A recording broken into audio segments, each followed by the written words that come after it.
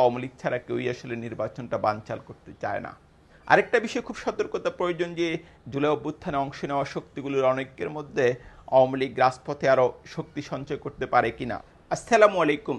রাজনীতিতে একটা নতুন পরিস্থিতি তৈরির ইঙ্গিত পাওয়া যাচ্ছে। আমরা যেটা দেখছি যে জামাত, ইসলামী আন্দোলন সহ কয়েকটি রাজনৈতিক দল মূলত 5 দফা দাবিতে কর্মসূচি ঘোষণা করছে। খেলাফতে মজলিস এরই মধ্যে কর্মসূচি ঘোষণা করেছে, অন্য রাজনৈতিক দলগুলোই সহসাই করবে। শুরুতে যেটা বলা হয়েছিল যে ইসলামী এনসিপিও এই আন্দোলনে থাকতে পারে, বিশেষ করে প্রথম আলো রিপোর্টে এটা বলা হয়, কিন্তু পরবর্তীতে এনসিপি বিবৃতি দিয়ে জানায় যে তারা এই আন্দোলনে থাকবে না।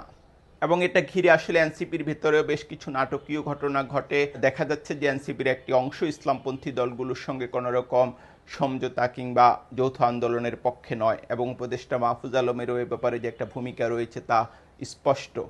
সর্বশেষ যেটা খবর দেখলাম যে সরকারের একটা উচ্চ পর্যায়ের কমিটির বৈঠকে এইসব কর্মসূচি নিয়ে আলোচনা হয়েছে। সেখানে একটি গোয়েন্দা সংস্থার প্রধান যেটা বলেছেন যে এই আন্দোলন ঘিরে একটা অচল অবস্থা, অস্থিরতা তৈরি হতে পারে, এবং তিনি যেটা বলছেন যে এনসিপিও, নাম বলেননি তিনি, একসময় আন্দোলনে যোগ দিতে পারে এবং বিএনপি একা হয়ে যেতে পারে। বিএনপির একা হওয়া নিয়ে ওনার উদ্বেগ কেন সেটা একটা প্রশ্ন, কিন্তু এমনিতে তার যে বক্তব্য সেটা আমি খুবই যৌক্তিক মনে করি।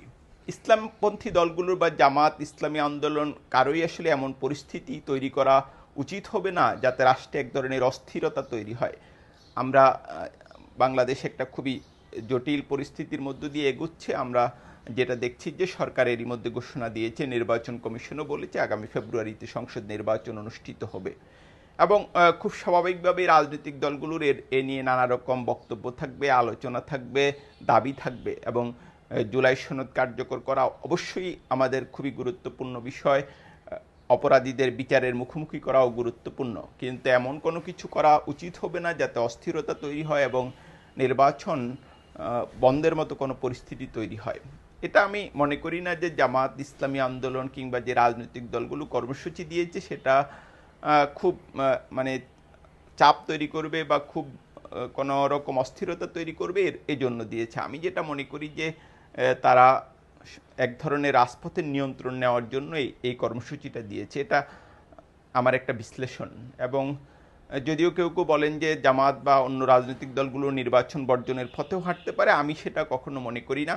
হ্যাঁ, এটা নিয়ে এসব দলের ভেতরে আলোচনা আছে, এক ধরনের হয়তো সিদ্ধান্তও আছে, কিন্তু আমি যেটা মনে করি এটা রাজনীতিতে এক ধরনের বার্গেনিং, এবং নির্বাচন পর্যন্তই আসলে এটা চলতে থাকবে। রাজনীতি, ক্ষমতা রাজনীতি খুবই কঠিন এবং জটিল খেলা, এবং এখানে নানা রকম উত্তেজনা থাকবে, পরিস্থিতি এদিক সেদিক হবে, কিন্তু শেষ পর্যন্ত এসব রাজনৈতিক দল নির্বাচনে যাবে, কারণ নির্বাচন ছাড়া কোনো বিকল্প নেই।